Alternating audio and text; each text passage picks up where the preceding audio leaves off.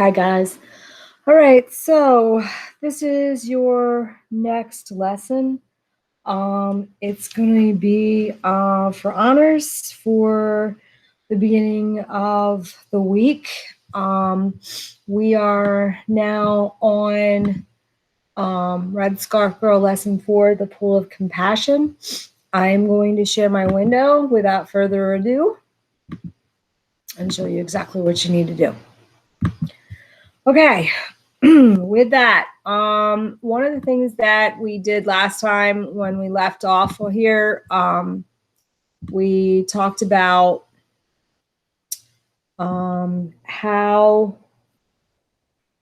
what the four olds were and what transgressed in town and what Julie saw, and some of the things that they were destroying, the people were destroying. All right, so we're going to go directly to tab 2, and I'm going to read you the scene. Okay, I want you to, we're going to do all of the cards here, I believe, card 1, 2, 3, and 4. We're going to think about where it shows admiration, what Julie's opinion is, the people's action, and what Julie's feeling. Okay, so for now, this would be the top of page 54 to the end of that portion or that chapter on page 56. All right, so with that being said, let me reread this because we did look at it before. The sight of some high school students distracted me. 2 boys and a pigtailed girl were walking toward us. They were young, no more than 3 or 4 years older than me. They walked slowly through the bustling crowd, looking closely at people's pants and shoes. My sister and I stared at them with admiration.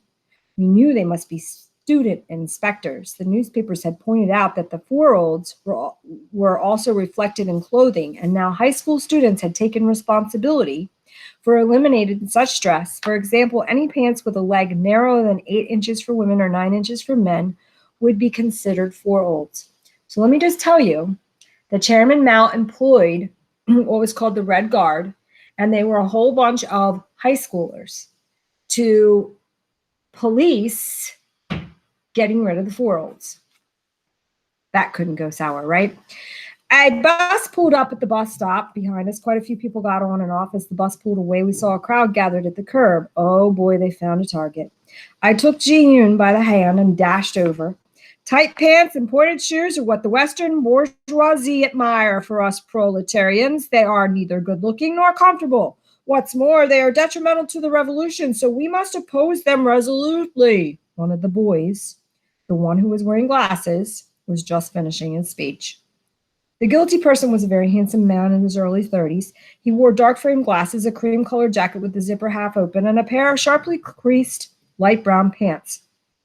He had also been wearing fashionable two-tone shoes, champagne shoes we called them, of cream and light brown leather.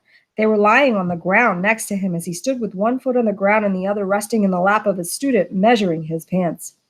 The man kept arching his foot as if the pebbles on the sidewalk hurt him. He looked nervous standing in his white socks while the inspectors surrounded him, holding his hands submissively along his trouser seams.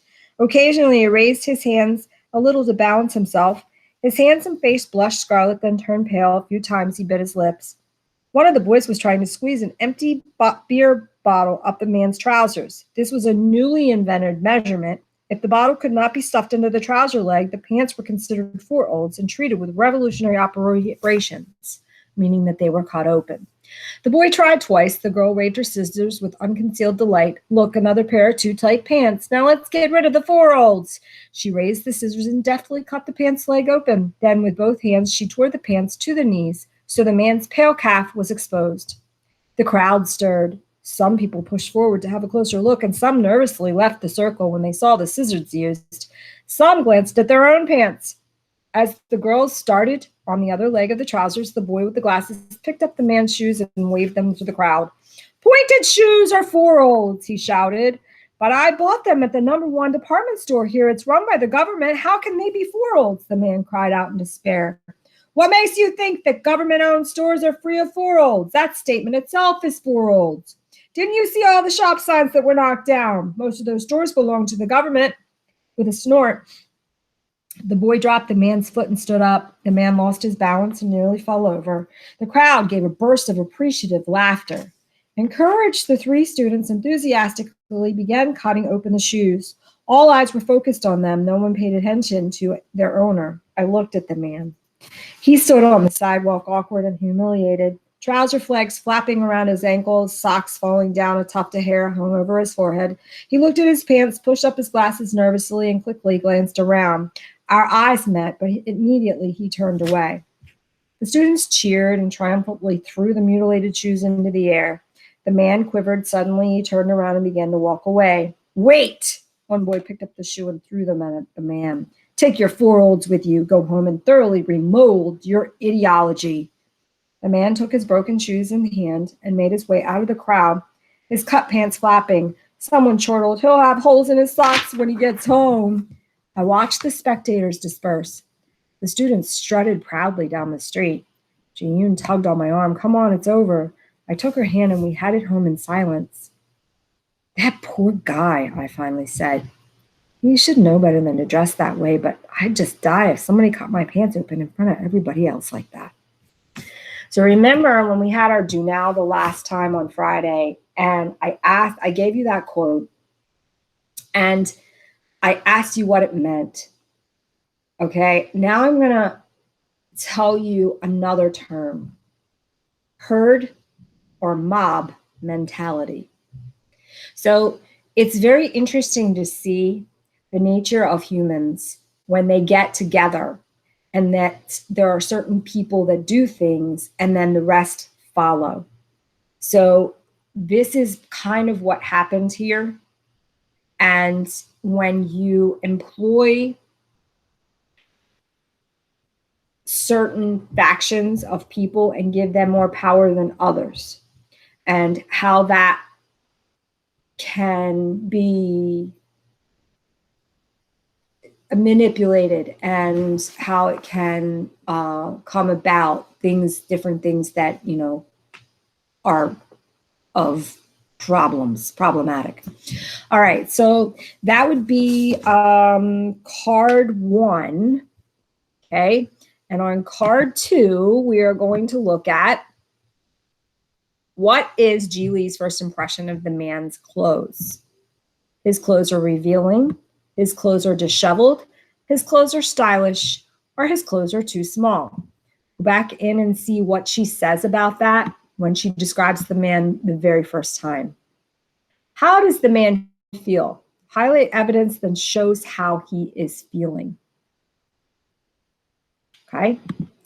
Card 3. We're going to highlight the people in the crowd, what they're doing, and then we're going to highlight the text, the way the students, where the text do the students feel powerful.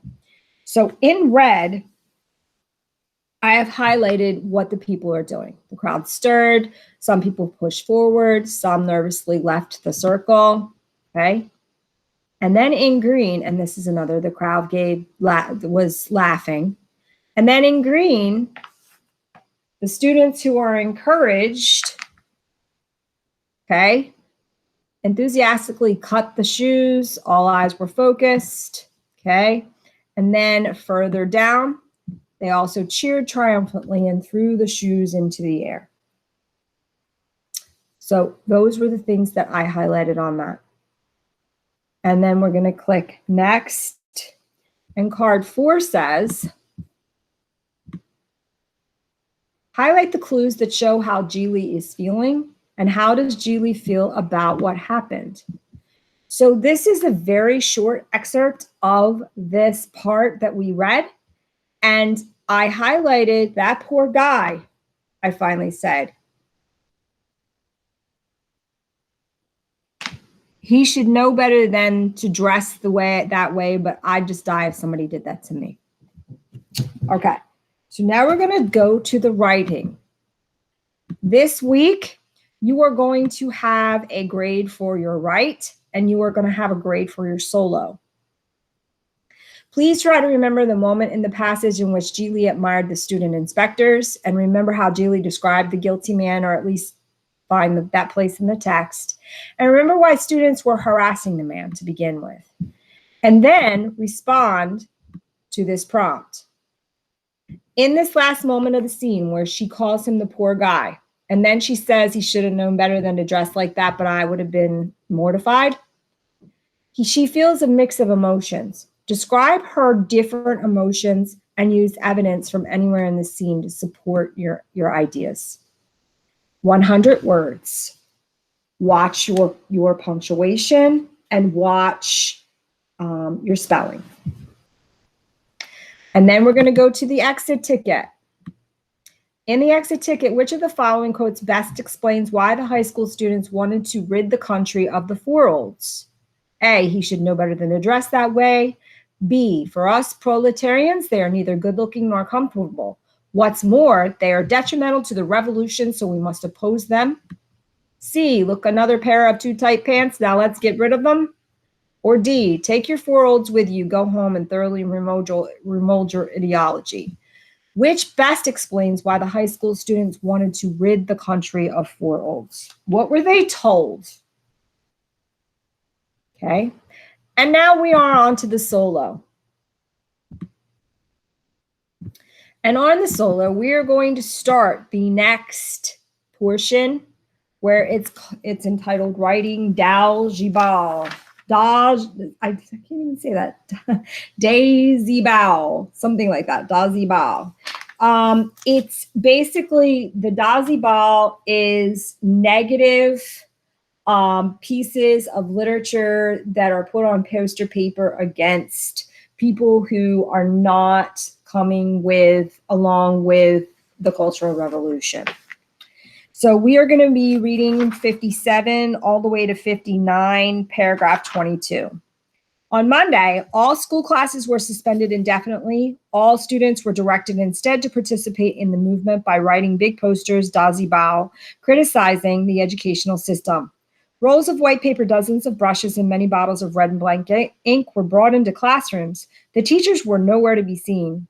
The classrooms buzzed with revolutionary fervor. Students spread large sheets of paper on desks and gathered around, eagerly shouting the suggestions. Some roamed the rooms, reading comments aloud over people's shoulders, calling to others. Girls and boys ran outside to put up their dazibao and ran back in to write more. Desks, ping-pong tables, and even the floor were taken over for writing dazibao. When the white paper was gone, the students used old newspaper instead. Dazibao were everywhere, in classrooms, along the hallways, and even on the brick walls of the schoolyard. The row of tall parasol trees that lined the inside of the schoolyard was festooned with more dazibao hanging like flowers from the branches. Long ropes strung across the playground were covered with still more dazibao, looking like laundry hung out to dry. I stared at the large sheet of paper spread out in front of me, wondering what to write. It was strange. When I had read the newspaper, I had been enraged by the revisionist educational system that had been poisoning our youth for so many years. But now that I actually had to criticize the teachers who taught us every day, I could not find anything really bad to say about any of them. So what she's saying is she read a newspaper article. This is very familiar, guys. She read a newspaper article that really made her angry. It used a lot of loaded words to sway the way that they wanted people to feel about the educational system. So they painted the educational system in a really bad light. But when she got there to do what she was asked to do, which was write dazibao about her teachers, she couldn't think of a thing to say because she really didn't think that her teachers were wrong. So there's something to say about that. I went over to Anyi's desk just as I guessed. The papers in front of her and her seatmate, Zhang Ji, were also blank. I just can't think of anything to write, I complained. Neither can we. I might as well just give up, Anyi put her brush down and stretched. Hey, everybody has to write something. You're no exception. Do you want everyone to think you had a bad political attitude? Zhang Ji was joking, but it made us think. Why don't we go out to the playground to see what everybody else is writing, Zhang Ji went on. The better to copy something than not to write anything at all. What do you say? We walked out to the schoolyard. The classroom had been crowded, but there were even more students outside. Du Hao was shouting, "Hey, this is great. Everybody look at that Pauper's, what Pauper's done." She put the principal's name upside down. Ragged-looking Pauper, smiling with satisfaction. "I saw my big sister writing one last night. She wrote the name upside down and then put a big red X over it. She said that that's what the court used to do to criminals." The three of us stopped before a Dazibal signed an anti-revisionist. Anya read aloud, "Although teachers do not hold bombs or knives, they are still dangerous enemies. They fill us with insidious revisionist ideas. They teach us that scholars are superior to workers. They promote personal ambition by encouraging competition for the highest grades. All these things are intended to change good young socialists into corrupt revisionists. They are invisible knives that are even more dangerous than real knives or guns. For example, a student from Yukai High School killed himself because he failed the university entrance examination. Brainwashed by his teachers, he believed his sole aim in life was to enter a famous university and become a scientist." "Hey," I stopped in her surprise. "This was all copied from the Youth Post. I read that the other day." "So what? It's always okay to copy Dao Zibao," Zhang Ji said. She turned to another Dao Zibao. "Look, this one is about Yin Lan Han." Yin Lan Han had written as one of its victims, "I denounce the revisionist educational system. Being from a working class family, I have to do a lot more housework than students from rich families, so I have difficulty passing exams. I was forced to repeat grades 3 times, and I was not allowed to be a young pioneer or to participate in the school choir. The teachers think only of grades when evaluating a student. They forget that we, the working class, are the masters of our socialist country." Yin Lan Han, a victim? I was flabbergasted. Yin Lan Han had flunked 3 times. She rarely spoke up in class. When she was asked to answer a question, she would just stand there without saying a word. She wasn't very bright. She failed 3 courses out of 5. How could she blame the teachers for that? Anyi sneered. Zhang Ji slumped her shoulders and bowed her head in imitation of Yin Lan Han. We burst out laughing immediately, looking around to see if anyone was watching us. Zhang Ji made a face. Sheet after sheet, article after article, each Dao Ziba was a bitter accusation. One was titled, "Teacher Li, Abuser of the Young." The student had failed to hand in her homework on time, and Teacher Li had told her to copy the assignment over 5 times as punishment. Another student said his teacher had deliberately ruined his students' eyesight by making them read a lot, so they could not join the Liberation Army. Still another accused Teacher Wang of attempting to corrupt a young revolutionary by buying her some bread when he learned that she had not eaten lunch. The more I read, the more puzzled I became. Did the teachers really intend to ruin our health and corrupt our minds? If so, why hadn't I ever noticed? Was I so badly taken in that I was unable to see them for what they really were? I remember Du Hao's taunt, "You teacher's obedient little lamb." I thought of Teacher Gu, who was like a stern but loving mother to me. I thought of Anyi's mother, Teacher Wei, who had won so many model teacher awards because of her dedication to her work. No matter how I tried, I just could not relate them to villains described in the Daoziba. To fulfill my responsibility as a revolutionary, I listed all my teachers one by one. I considered them carefully. Unfortunately, none of them seemed to hate the party or oppose Chairman Mao. I couldn't write a Daoziba about any of them. Finally, I decided to copy an article from the newspaper instead. So here's where things are starting to get interesting for her. She's already having issues, challenges about how she's thinking. When she's called to to write Dao Zibao, she just can't think of anything bad to say about her teachers. So it's, and think about all that was said in this and what they're making bad. They're making any outside the box thinking bad. They're making any thinking about getting ahead of someone else bad.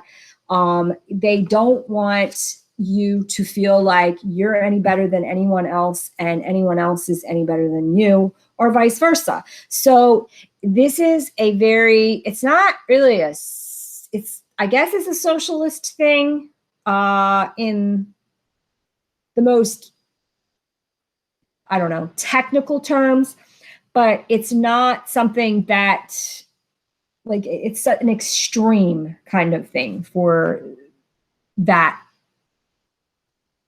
I guess, socialism definition. All right, so card 3.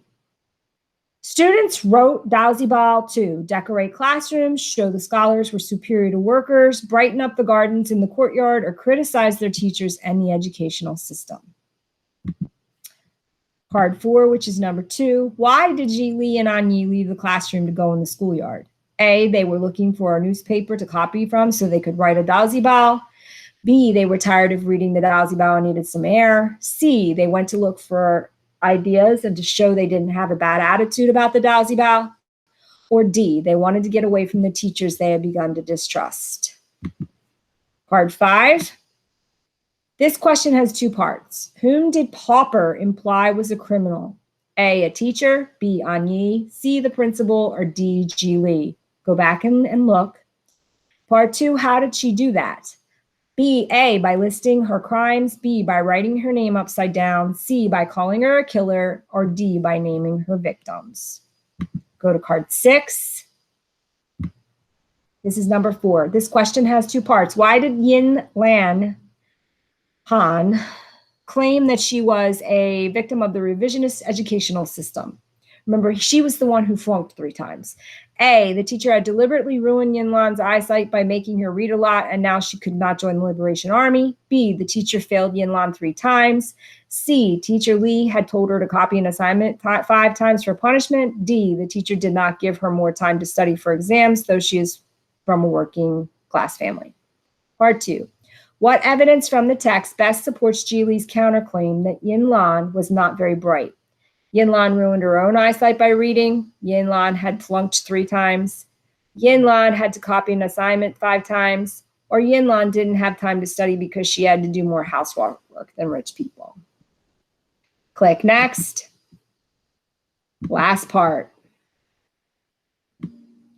This is number 5. One student at Ji Li's school wrote a Dowsy Ball accusing a teacher of A, being an obedient lamb, B, acting like a mother to her students, C, attempting to corrupt a young revolution by buying her some bread, or D, cheating in order to win a model teacher award. Okay, once you're finished, I want you to click hand in. As you think of these things, I think about what's happening in this society and what's going on during this time that she's telling this story and sharing her memoir.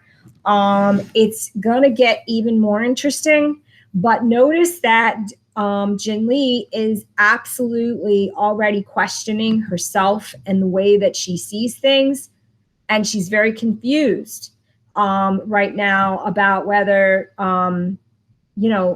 she's seeing things the right way or the government is kind of telling her things that she may want to actually question. Okay, so I hope that everybody has a great day, and I will see you all soon, hopefully in class. See you later.